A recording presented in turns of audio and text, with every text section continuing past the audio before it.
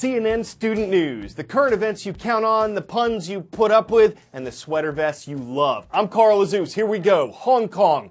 We talked a lot about this part of Southeast Asia a year ago when thousands of protesters shut down parts of its business district. Today, we're following up on what's happened since then. Officially, Hong Kong is a special administrative region of China. The U.S. Central Intelligence Agency says Hong Kong is not an independent country.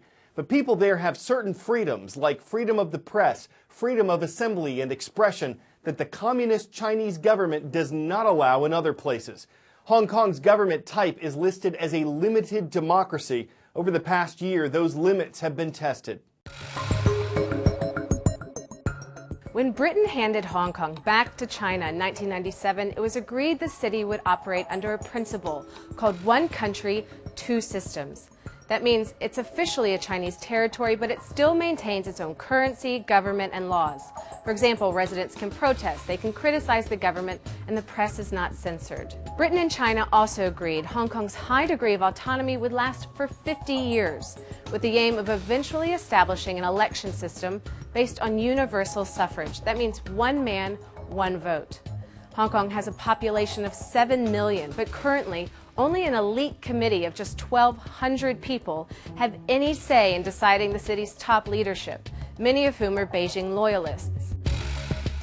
A lot of people here say they're ready for change. They've been pushing for one man, one vote for years. But China has been stalling.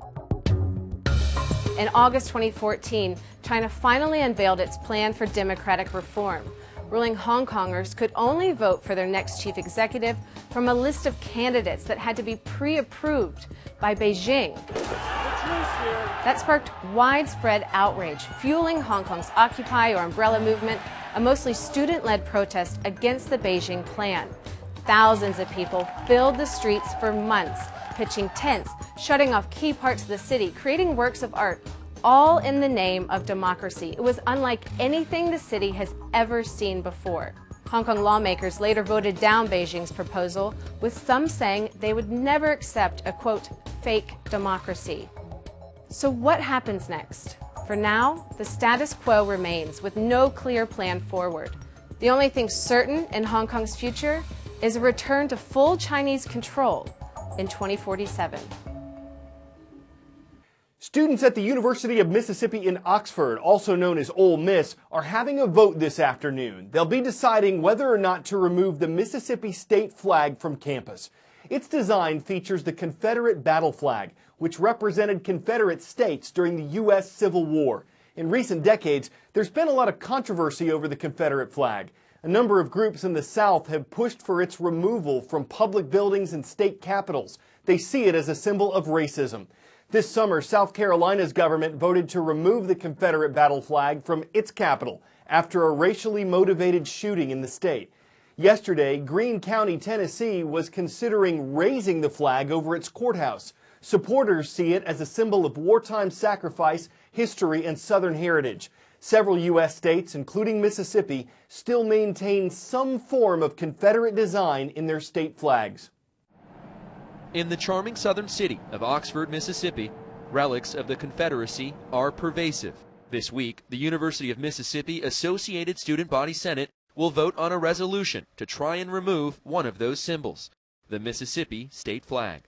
The explanation of why lies largely in the past. 20-year-old sophomore Senator Alan Kuhn introduced the proposal to take down the flag. We've flown this symbol of oppression. We've defended it. We've fought for it. And it's time to recognize that that was a mistake. Over the years, Dr. Jennifer Stolman with the Winter Institute for Racial Reconciliation has chronicled the complex on-campus history. They're creating the best and most inclusive campus that they can, and they're navigating some old narratives with new expectations. Last year, a spasm of race-related episodes jogged painful memories here on campus, including a noose that was hung from the statue of James Meredith. He's the first black student to attend the university here, desegregating it in 1962. Even still, at least one student senator says there's more to be proud of here than not, which is why he's opposing the resolution to bring down the Mississippi state flag. Student Senator Andrew Sopper wrote in a Change.org petition, "Removing symbols, flags, and monuments will do nothing to change the way people feel in their hearts.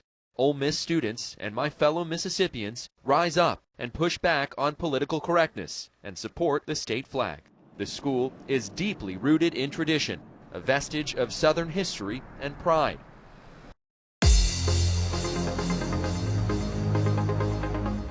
It's not Instagram, it's not Twitter, it's not Facebook, it's CNNStudentNews.com, where our producers look for roll call requests. We got one yesterday from Chengdu, China. It's in the central part of the world's most populous country, and it's where you'll find Chengdu International School.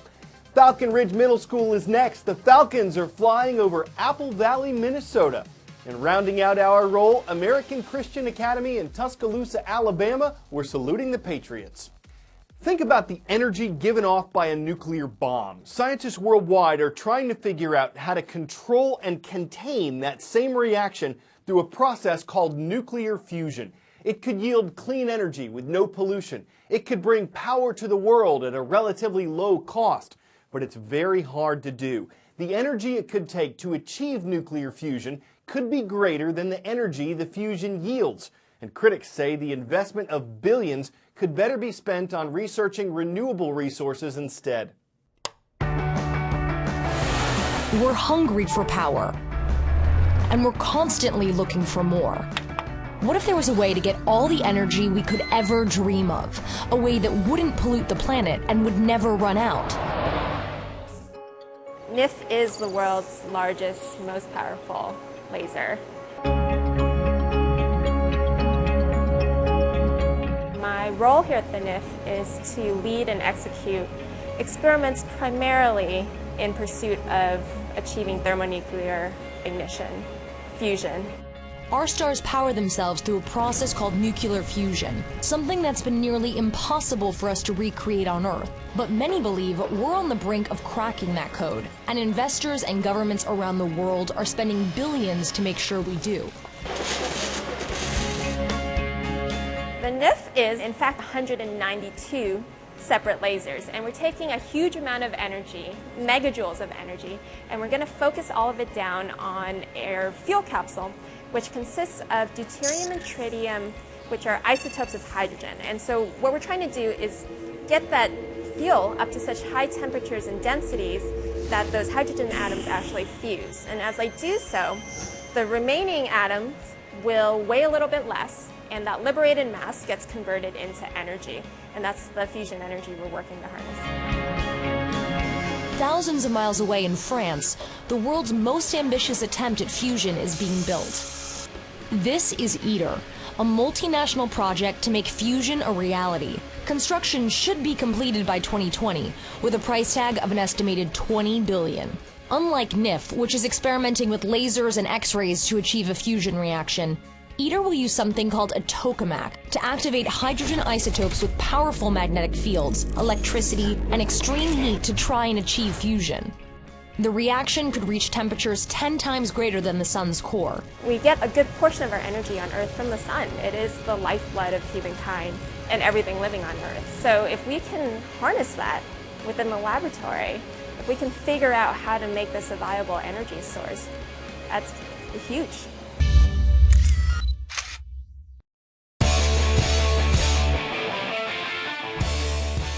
Before we go, something you'd never expect a Swiffer sweeper to pick up: an owl in a guy's kitchen. He came home one night to find the uninvited visitor, and thankfully he had a camera as well as a sweeper. Slowly, and begging the owl not to fly at him, after all, it was giving him a pretty intense stare, the man lowered the animal through the opening in the window, flicked it from the broom, and celebrated.